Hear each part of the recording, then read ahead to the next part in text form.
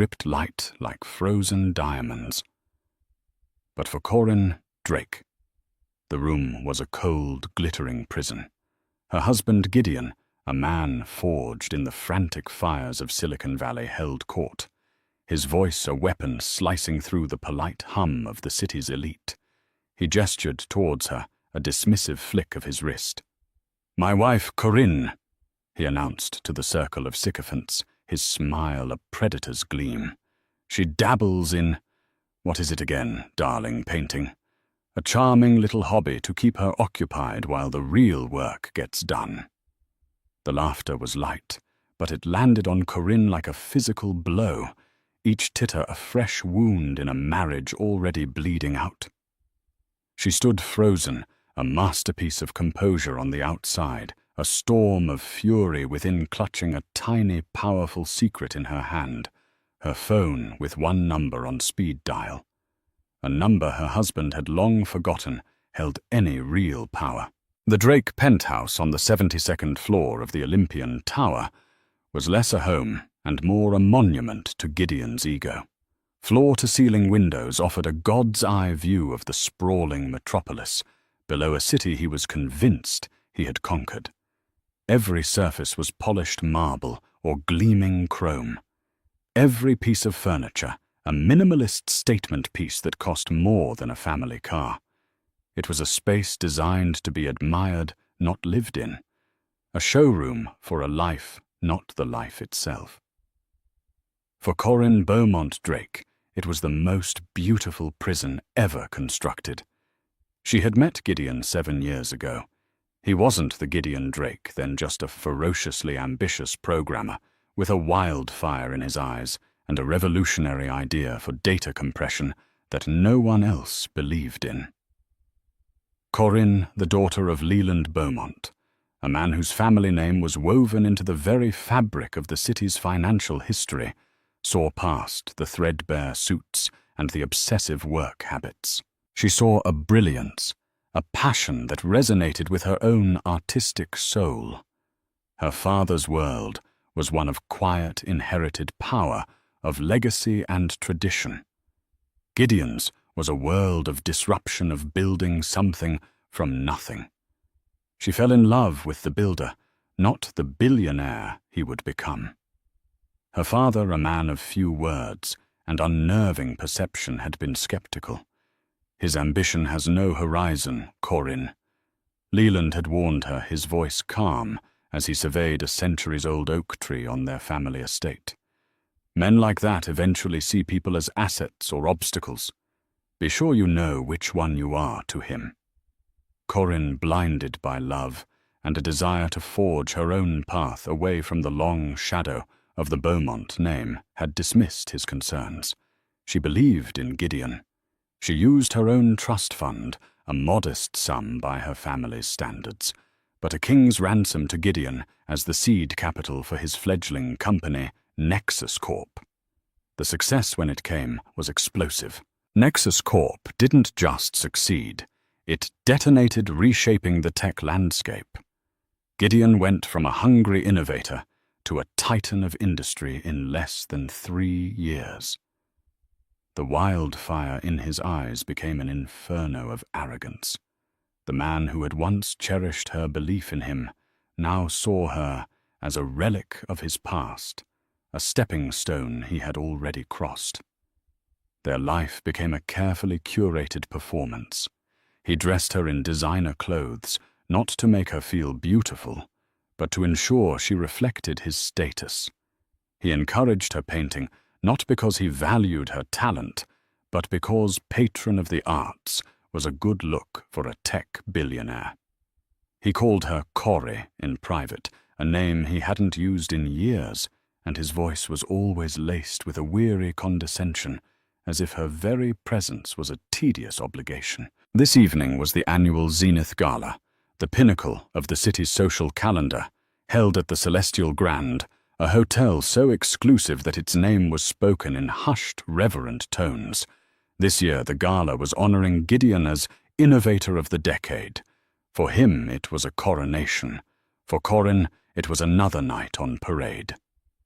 She stood before the full-length mirror in their dressing room, a cavern of white marble and rose gold.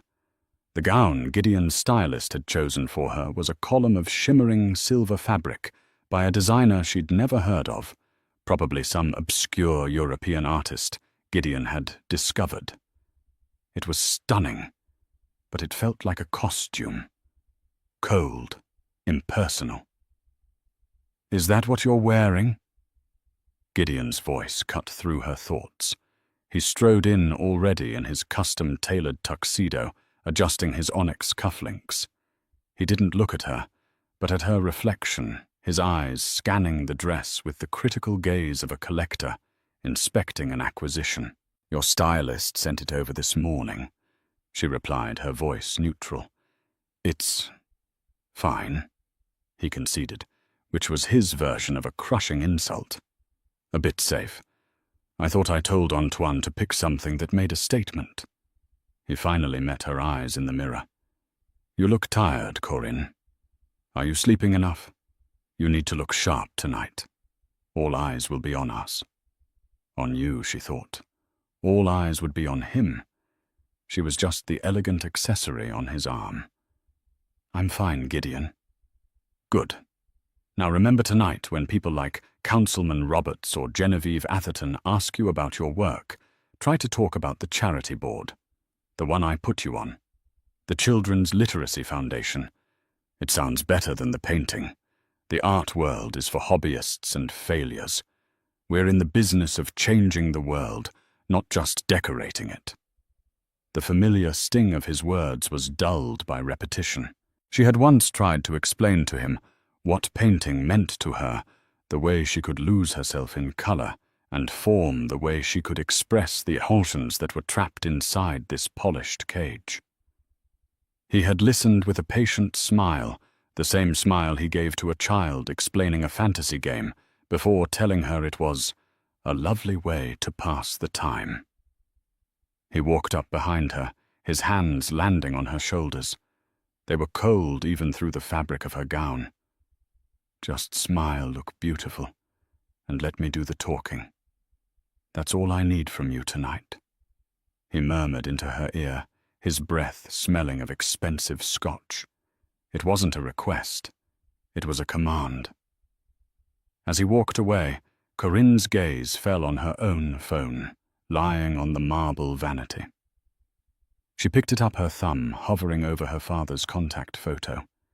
It was a picture of him, from years ago on his sailboat, the wind in his hair, a rare, genuine smile on his face. She remembered his words. "Be sure you know which one you are to him." For years she had tried to be an asset. She had hosted his dinners, charmed his investors, and swallowed his casual cruelties. But tonight, something felt different. The exhaustion wasn't just physical, it was soul deep. She was tired of being an obstacle to her own happiness, an obstacle he simply managed. She slipped the phone into her small, beaded clutch. It felt heavier than usual, like the weight of a decision yet to be made. She took one last look in the mirror, not at the designer dress or the diamond earrings Gideon had gifted her, but at her own eyes. They looked back at her, tired but clear, a flicker of a long-forgotten fire starting to smolder in their depths, the Beaumont fire. The one Gideon had tried so hard to extinguish. Tonight he would be celebrated as a king, but every king, no matter how powerful, has a weakness. Gideon had just reminded her of his. He had completely and fatally underestimated his wife. The Celestial Grand Ballroom was a symphony of excess.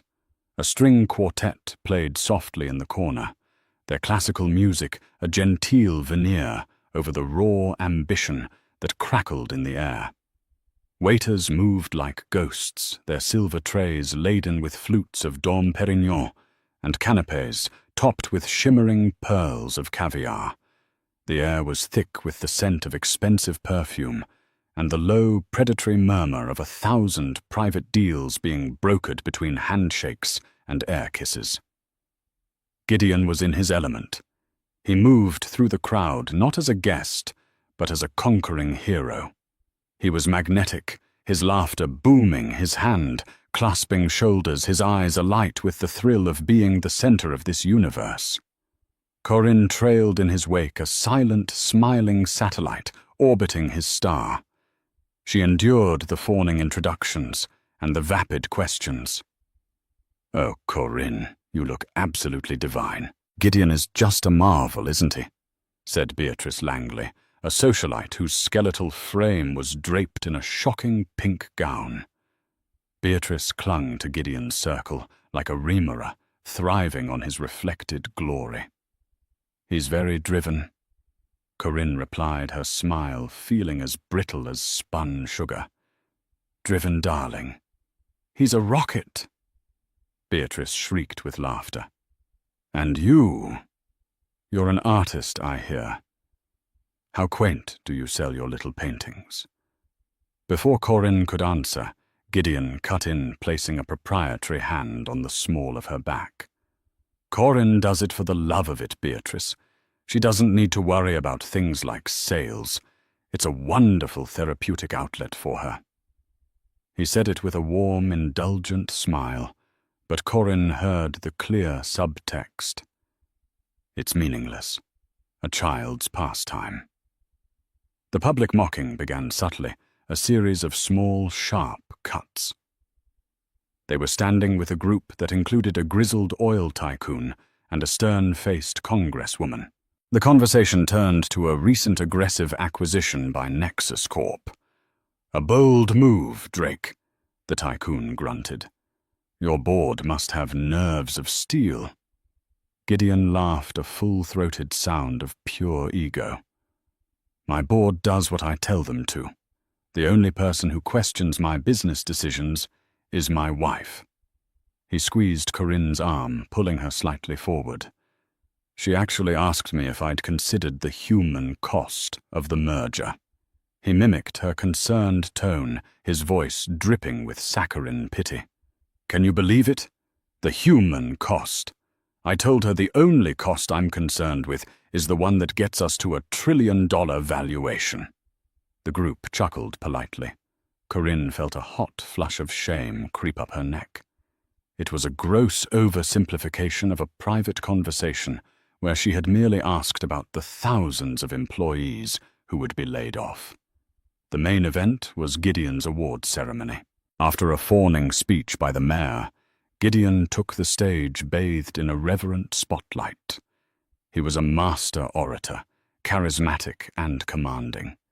He spoke of innovation, of the future, of breaking down old paradigms. And then he turned his attention to his personal life. They say that behind every great man is a great woman. He began, his voice softening as he looked directly at Corinne. The entire ballroom turned to face her. "And my wife, Corinne, has been a bedrock of support." The word bedrock sounded more like millstone. "While I was in the trenches coding for 18 hours a day, living on coffee and ambition, she was there. She taught me about the finer things." He paused for effect. "Things I'd never had time for.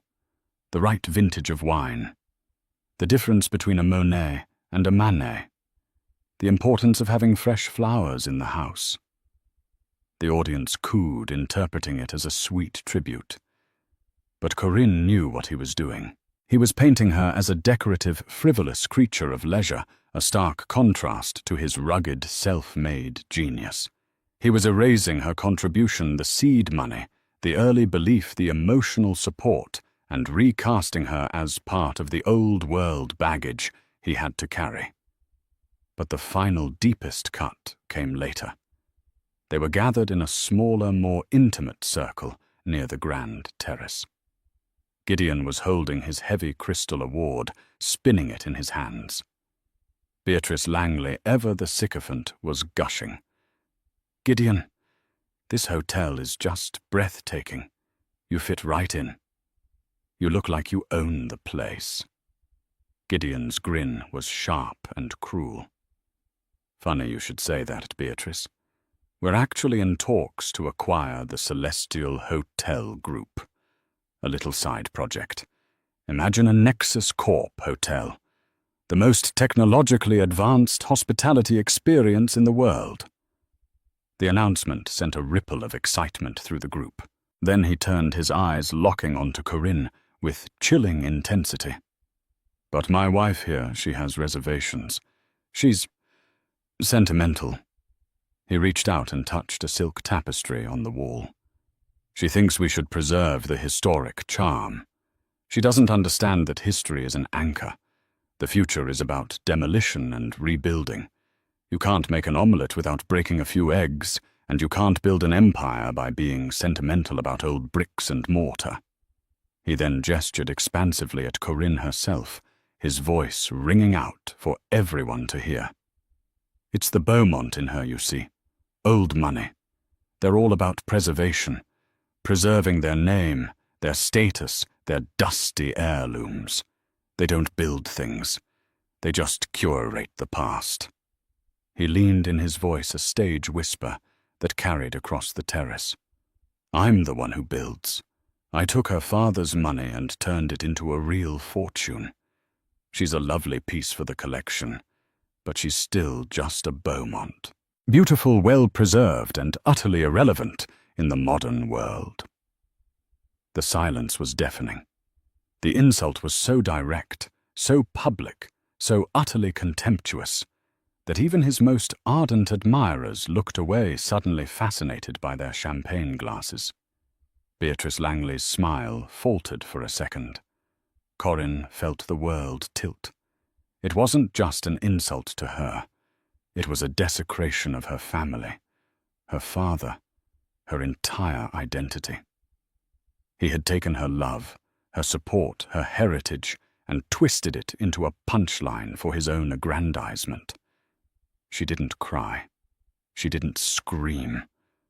A strange glacial calm settled over her. The hurt was so deep it had frozen solid, becoming something else entirely. It became resolve. While Gideon basked in the shocked silence, soaking it up like applause, Corinne turned slightly, shielding her clutch from his view. Her hands were perfectly steady as she opened it. She didn't need to look at the screen. Her thumb knew the exact position of her father's name. She met Gideon's triumphant, mocking gaze across the circle. He winked at her, a gesture of ultimate dominance.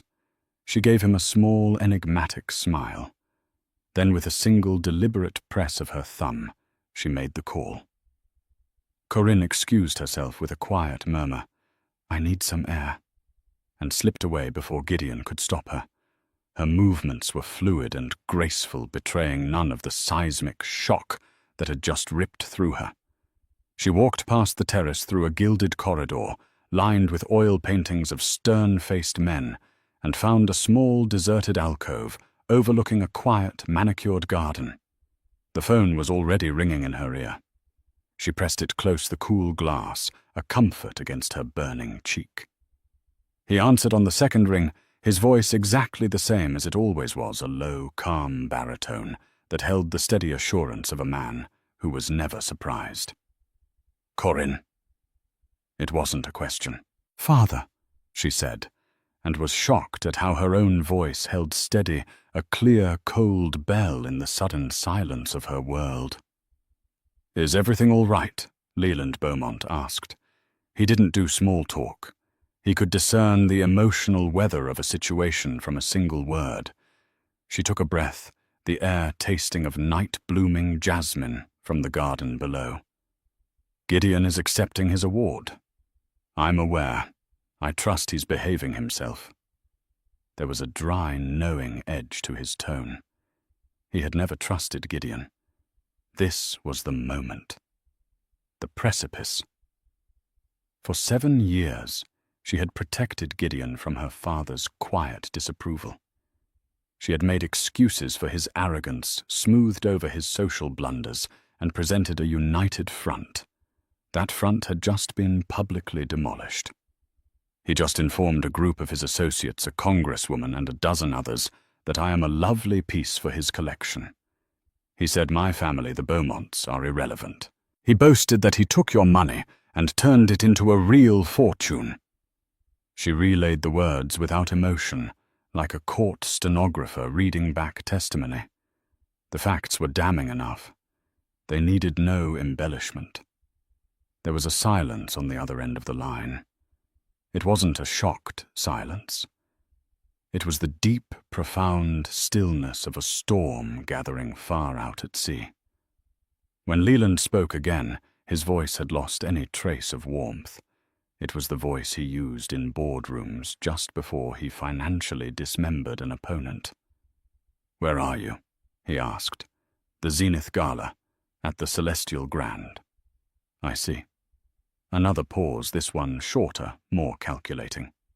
Corinne could picture him perfectly in his study, a room panelled in dark, rich mahogany, a single lamp illuminating the leather-bound books that lined the walls. He would be in his armchair, a glass of something dark and aged, untouched on the table beside him. He would be perfectly still, but his mind would be moving at lightning speed. "He's proud of this hotel, isn't he?" Leland asked an odd, disconnected question. "He mentioned acquiring the group. He announced it tonight," Corinne confirmed.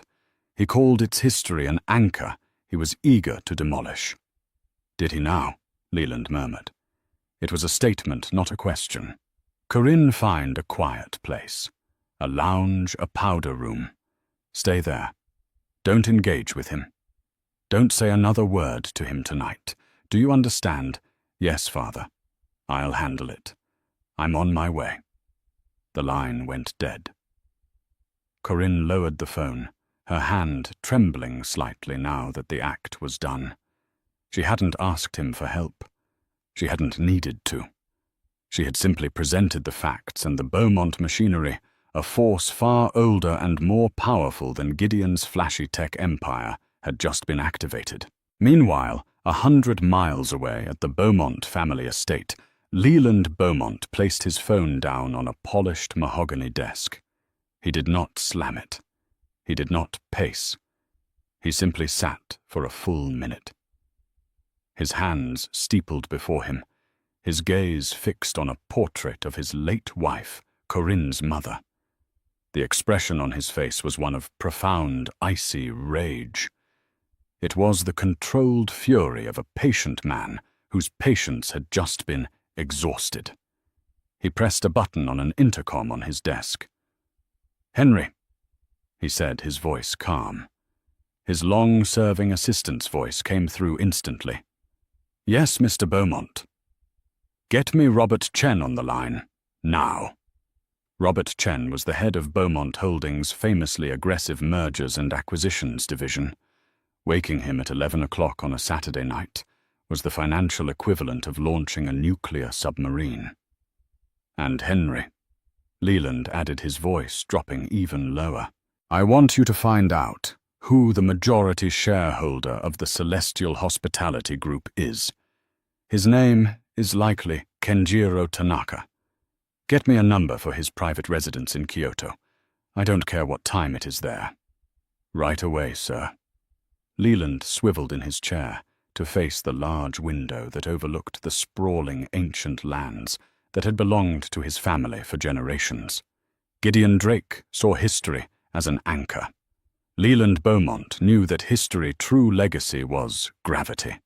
It was the immense, unseen force that held the world in place, that dictated the orbits of flashy, temporary stars. Gideon had made two fatal errors. He had mistaken quietness for weakness, and he had publicly insulted a Beaumont on the one thing a Beaumont valued above all else, his family's name. Leland picked up his untouched glass of Macallan 50. He didn't drink it. He just held the weight of it in his hand, feeling the solid, reassuring heft of the crystal. Gideon Drake wanted to own the Celestial Grand, a fine ambition for a boy playing with his first billion. Leland Beaumont was about to teach him the difference between buying a hotel and owning a legacy. And the lesson would be swift, silent, and utterly devastating. Back in the ballroom, Gideon was high on his own triumph. The public castration of his wife's heritage had been a masterstroke, he thought. It solidified his image as a ruthless, forward-thinking visionary, untethered by the sentimentalities of the past. He saw the mix of shock and awe in the eyes of those around him, and mistook it for respect. Corinne did not return to his side. He barely noticed. Let her go sulk in the powder room, he thought. It was where she belonged.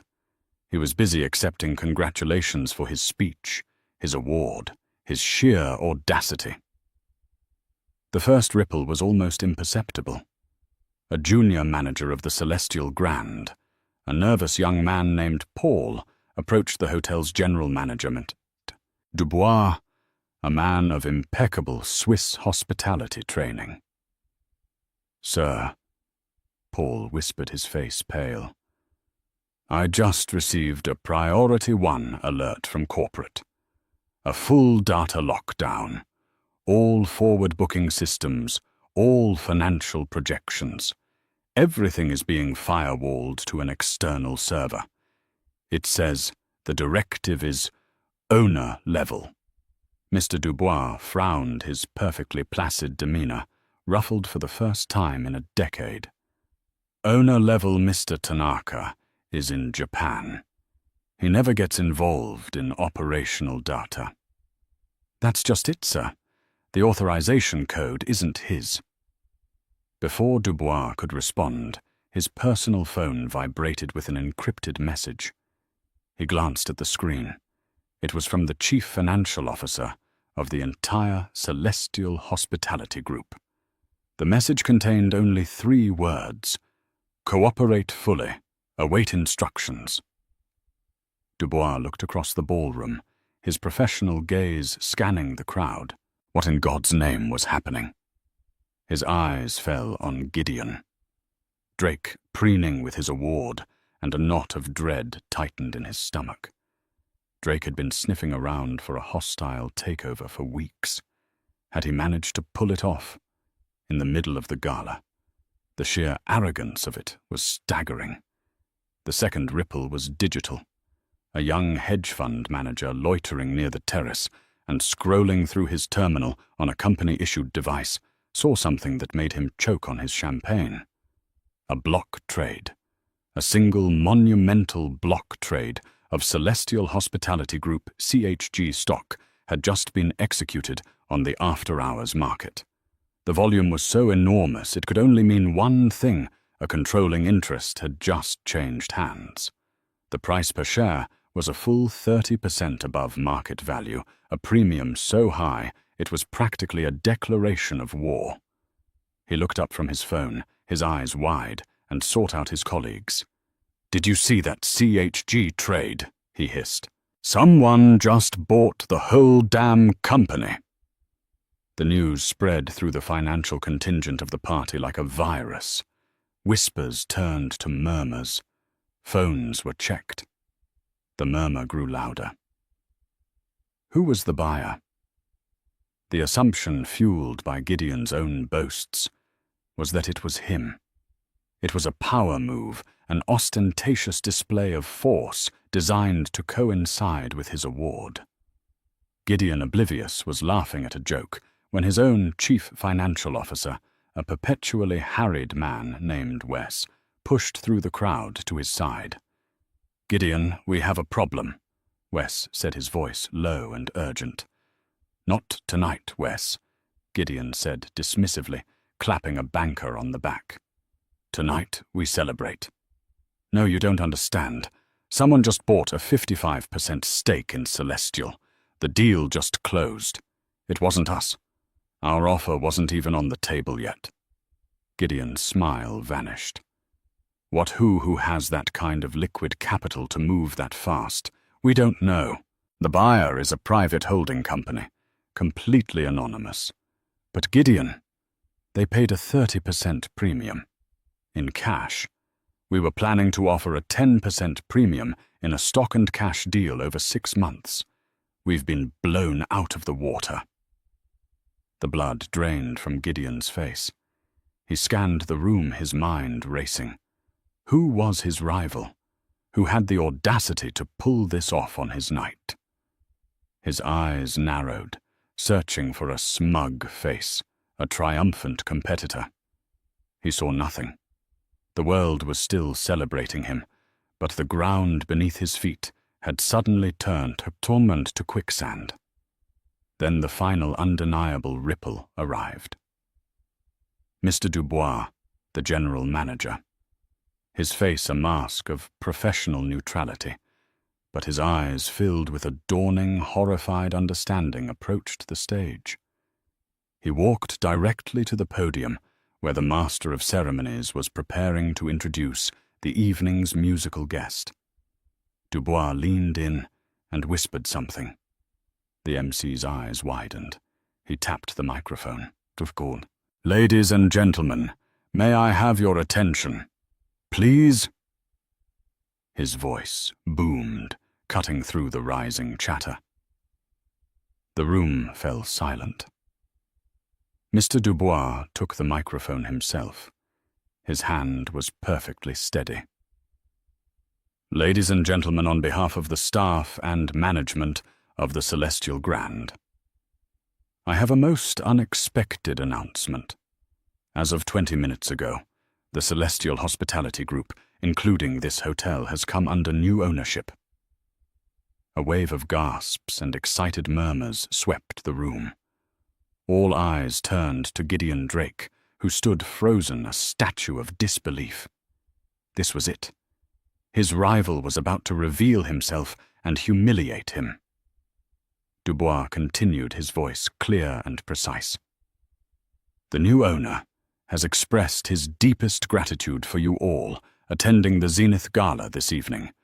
However, he has also issued his first directive as proprietor." He paused, letting the tension build to an unbearable peak. "The gala is over. He has requested that all guests, with the exception of Mr. Gideon Drake, kindly vacate the premises within the next 30 minutes. The silence that followed was absolute. It was a deep, profound void, sucking all the air and ego out of the room. Every single person turned to stare at Gideon, no longer with admiration, but with a morbid, fascinated pity. He was the guest of honor, the man of the hour, and he had just been unceremoniously, publicly and bizarrely kicked out of his own party. Gideon stood speechless, his face a mottled canvas of fury and confusion. He looked around for Corinne, but she was nowhere to be seen.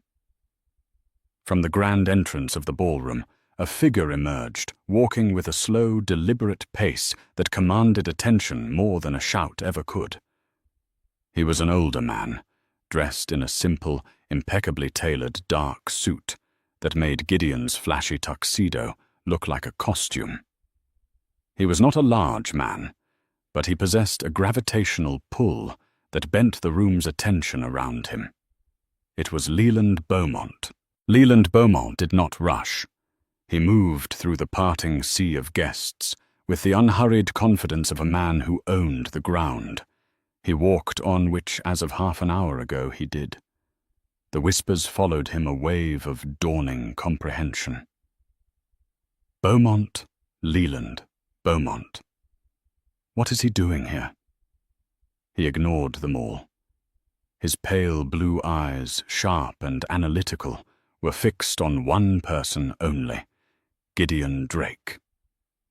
Gideon watched him approach his mind, struggling to process the scene. This made no sense. Leland Beaumont was old money, a dinosaur. He invested in stable, budding things like bonds and real estate, not grand aggressive takeovers. He was supposed to be at his country estate reading a book irrelevant.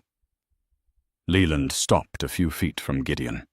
The handful of people in Gideon's inner circle, including Wes and a stunned Beatrice Langley, instinctively took a step back, as if the space between the two men was charged with a dangerous current. "Beaumont," Gideon managed to say, his voice a choked whisper. "What is the meaning of this?" Leland's expression was devoid of emotion. It was this unnerving calm that Corin had inherited. "I believe the general manager made it quite clear, Mr. Drake. The party is over. You bought the hotel." Gideon's voice cracked on the last word. The absurdity of it was too much to comprehend. "I bought the parent company," Leland corrected him, his voice soft but carrying in the cavernous silence. "The hotel came with it, along with 67 other properties across the globe. A charming little portfolio." He used Gideon's own condescending language, turning the knife with surgical precision. Gideon stared at him, his face contorting with rage. "Why?" "To do what? Spoil my night. This is a pathetic, petty move from a bitter old man." "Petty?" Leland raised a single eyebrow. The gesture was more eloquent than a shout. "Let me be clear. I have very little interest in your nights, Mr. Drake. My interest lies solely with my daughter. You publicly referred to her as a piece for your collection. You belittled her name. You belittled her family. You seem to be under the impression that the Beaumont name is, and I believe your word was, irrelevant."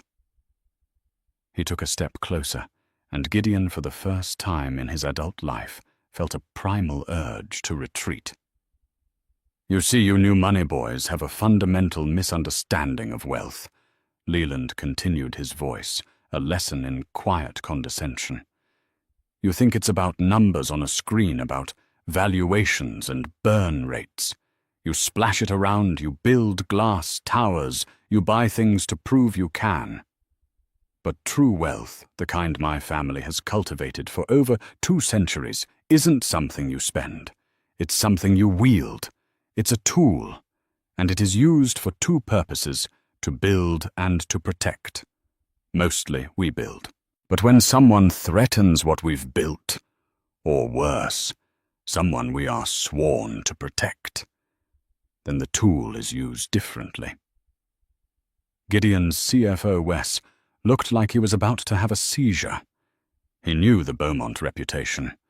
They never entered a fight they hadn't already won. "This is insane," Gideon sputtered. "You can't just buy a multi-billion-dollar company in an hour." "You can't," Leland agreed calmly. "But I can. When Mr. Tanaka in Kyoto receives an offer for a 30% premium all cash wired from a Beaumont holding account within 60 seconds of his verbal agreement, things tend to move very quickly." He was delighted. He's been wanting to retire and focus on his koi pond. The sheer casual power of the statement staggered everyone who heard it.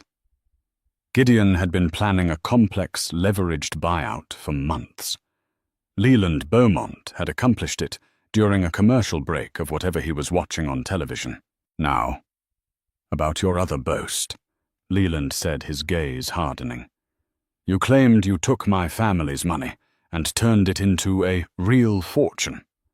He gestured for his assistant Henry, who had materialized silently at his side. Henry handed him a slim tablet. "My people are very thorough, Mr. Drake. They've been looking into Nexus Corp for some time now.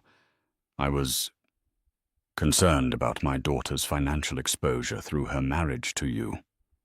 He tapped the screen.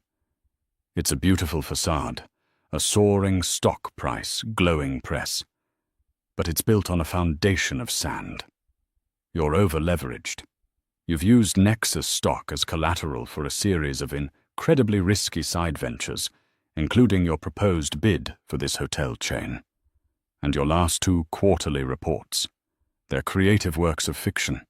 Your user growth is flat, your monetization is stalling, and your new flagship product is riddled with security flaws. You're not an empire builder. You're a gambler on a hot streak, and your luck is about to run out." Gideon went white as a sheet. Leland knew. He somehow knew everything. The moment the markets open in Tokyo on Monday, a full report on Nexus Corp's vulnerabilities compiled by my analysts will be accidentally leaked to the press. Leland stated not as a threat, but as a simple forecast like predicting rain. I imagine your stock price, the very thing propping up your entire house of cards, will have a rather dramatic correction. By Tuesday morning, your real fortune will be worth substantially less than the irrelevant seed money my daughter first gave you. Gideon looked around wildly, seeking an ally, a friendly face, but saw only a gallery of stunned, silent observers. Beatrice Langley was slowly backing away, her face a mask of horror, as if she was afraid of being caught in the blast radius. You can't," Gideon stammered, his bravado finally shattering, revealing the terrified, insecure man beneath. Leland's face was stone. "I can. I have. You built your empire on disruption. You boasted of demolishing the past. Consider this a lesson in history. History is not an anchor, Mr. Drake. It is a tidal wave. And you just tried to build your sand castle in its path." He slid the tablet back to his assistant. His gaze drifted past Gideon toward the alcove where he knew Corinne was waiting. His work here was almost done. "You are trespassing on my property, Mr. Drake. The security team will escort you out. I suggest you go quietly." Leland turned his back on the broken billionaire, the ultimate gesture of dismissal. The confrontation was over. The execution was scheduled for Monday morning. As Gideon stood paralyzed, his world imploding in the center of the grand ballroom, Corinne emerged from the alcove. She had heard everything. Her father had not raised his voice, had not used a single curse word, but he had systematically and completely dismantled the man who had tried to break her. She walked towards them, her silver dress catching the light, and for the first time all evening she felt like she was wearing armor, not a costume. Her posture was erect, her chin high. The quiet, accommodating wife was gone. In her place stood Corinne Beaumont. Gideon saw her approaching, and a desperate, pathetic flicker of hope lit his eyes. His wife. His asset. Surely she would fix this. "Corinne," he pleaded, his voice raspy. "Tell your father to stop. This is insane. It's a misunderstanding. Tell him—" Corinne stopped directly in front of him, her eyes as calm and cold as her father's.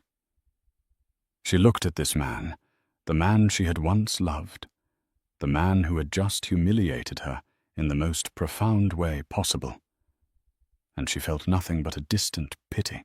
"There is no misunderstanding, Gideon," she said, her voice clear and strong, ringing with an authority he had never heard from her before. "He is doing this because you left him no choice. You left me no choice. But our life, everything we built," he stammered, gesturing around the opulent room, a room that was no longer his playground. "What did we build?"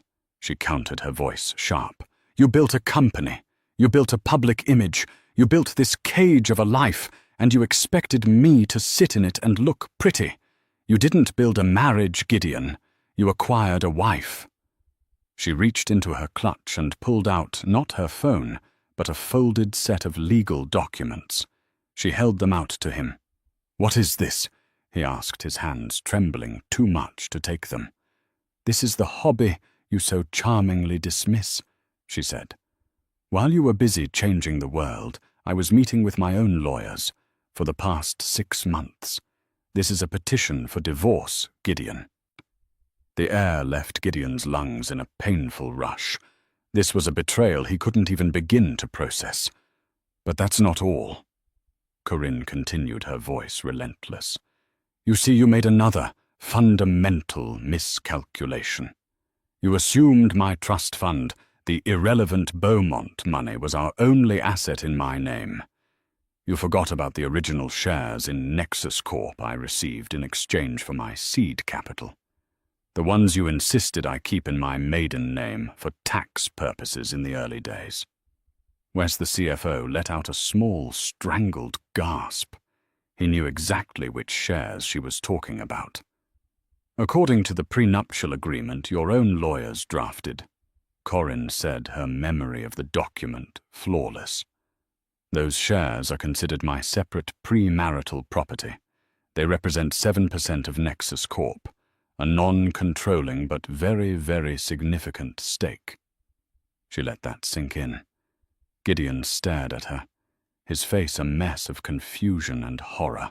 "When the market opens on Monday," she said, echoing her father's chilling forecast, "and your house of cards begins to tremble, I will be selling my entire stake. All of it. A 7% block sale, announced pre-market from one of the company's original investors. It will be seen as a catastrophic vote of no confidence. It won't just start a panic, Gideon. It will be an avalanche." She was not just leaving him. She was not just being rescued by her father. She was taking control. She was delivering the killing blow herself. The quiet, artistic wife he had mocked and dismissed had just revealed herself to be the executioner.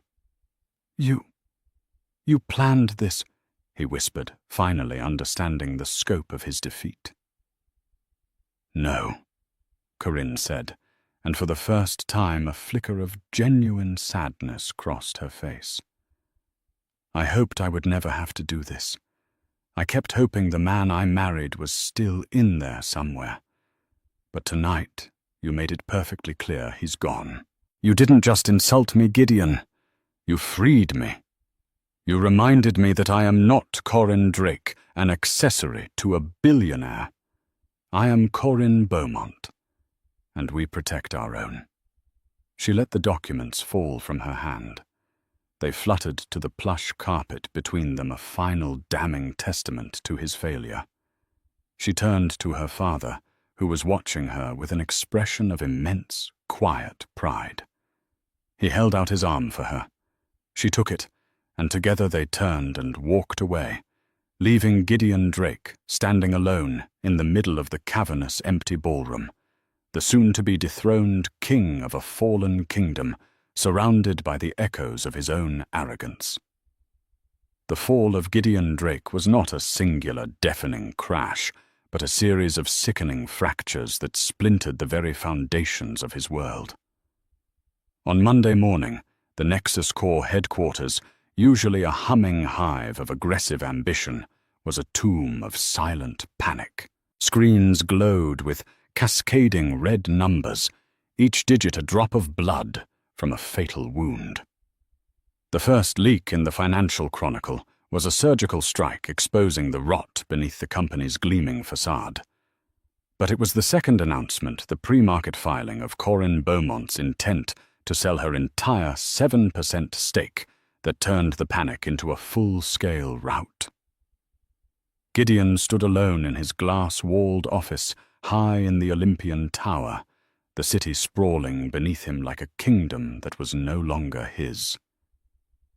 He watched the ticker on his monitor, mesmerized by the sheer velocity of his own destruction. The number which had been his entire identity, the metric of his genius, was in free fall. It was an avalanche, just as she had said. Phone calls from his board, once deferential, were now clipped and accusatory. Margin calls from his creditors, once unthinkable, lit up his phone with a terrifying urgency. He had built his life on a mountain of leverage, and the mountain was now collapsing into the sea. His social extinction was just as swift. 2 weeks later, looking disheveled and haunted, he walked into Aurelia, a restaurant so exclusive he had once had the chef flown to his private jet. The maitre d', a man who had previously greeted him with bows and fawning praise, looked at him with a polite blank stare. "I'm sorry, sir," he said, his voice laced with ice. "We are fully booked tonight." Gideon looked past him and saw a dozen empty tables. The humiliation was a physical thing, a cold sickness in the pit of his stomach. The final nail in his social coffin was a quote from Beatrice Langley in a society column. When asked about Gideon, she had laughed her brittle laugh and replied, "Gideon who, oh him, such a dreadful flash in the pan." He was no longer a player, he was an anecdote.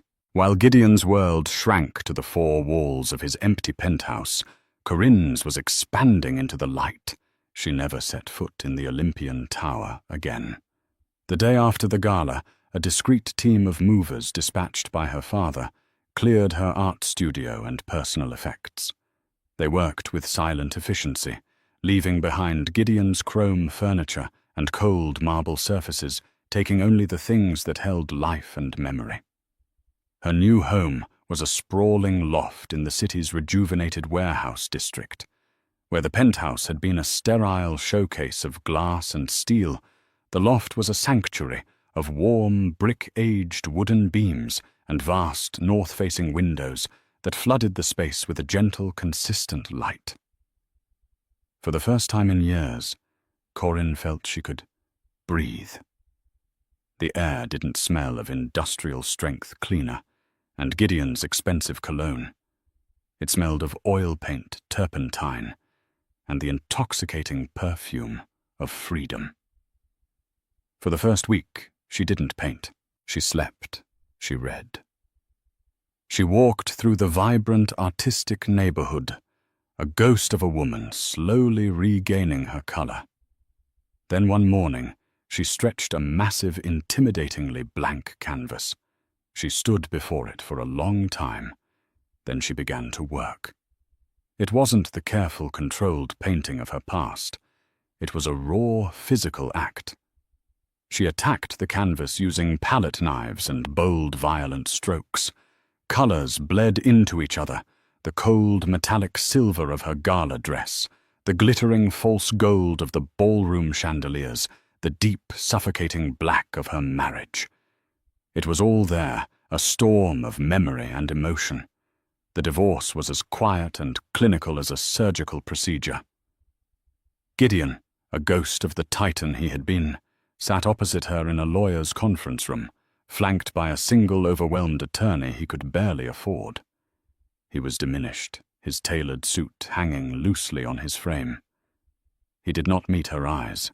Corinne, poised and calm, signed the papers with a steady hand. She wanted nothing from their shared life. The sale of her Nexus shares, executed with perfect timing, had already secured her future.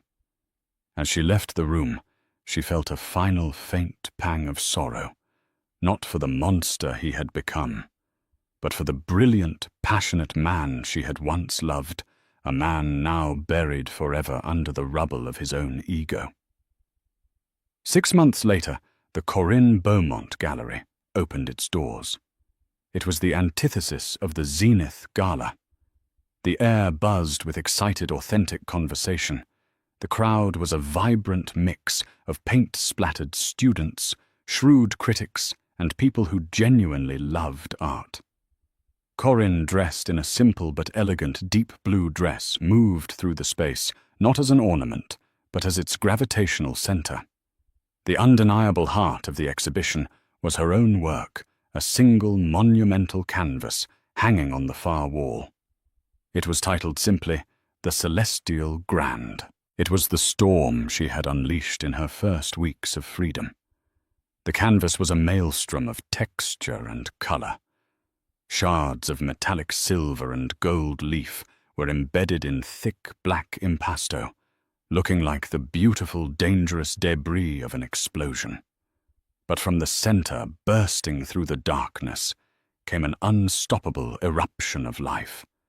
Streaks of cerulean blue, the color of her father's eyes, and the sea he loved. A fierce, defiant orange, the color of a sunrise. And a deep, resilient green, the color of new growth after a fire. It was a painting of utter demolition, but more than that, it was a masterpiece of rebirth. Leland Beaumont watched his daughter from a quiet corner. He saw her engage with a young art student, explaining the technique she had used to create the illusion of shattering glass. Her face was animated, her gestures passionate. She was not just inhabiting her life, she was creating it, curating it with the same focus and vision she applied to her gallery. He finally made his way through the crowd to her side. She turned, and the brilliant smile she gave him held all the warmth that had been missing for so long. "Father, I'm so glad you could make it." His eyes were on her painting. He studied it for a long moment, his gaze analytical, yet full of a deep, unspoken emotion. "You didn't just redecorate, Corinne," he said, his voice a low murmur just for her. "You rebuilt from the foundations up." "You gave me the blueprints," she replied softly, placing a hand on his arm. "You reminded me that a Beaumont foundation is made of stone, not sand." He looked from the painting back to her face, seeing not the tired, fragile woman from the gala, but the strong, formidable one who stood before him, now her own master. A rare, genuine smile touched his lips. "The foundation was always yours," he said. "You just had to remember where you put it." She raised her glass in a silent toast, her eyes shining under the gallery lights. Across the room, her painting blazed a testament not to an ending, but to a spectacular, hard-won, and beautiful new beginning. And there you have it. A story not just about revenge, but about reclamation. It's a powerful reminder that true strength isn't always loud and aggressive. Sometimes it's the quiet, underestimated force that waits for the perfect moment to reveal its power. Corinne Beaumont was dismissed as a hobbyist, a decorative piece, but she proved that heritage intelligence and a will of iron are a more formidable combination than any flashy tech fortune. Gideon Drake learned the hard way that when you mock the foundation, the entire building is destined to collapse. What do you think? Was Gideon's downfall deserved, or was Leland's move too extreme? Let me know your thoughts in the comments below. If you were moved by Corinne's journey to freedom and enjoy stories where the powerful get their ultimate comeuppance, please show your support by hitting that like button, sharing this video with someone who needs to see it, and subscribing to the channel for more dramatic tales. Your support is what allows me to keep bringing these stories to life. Thank you for listening.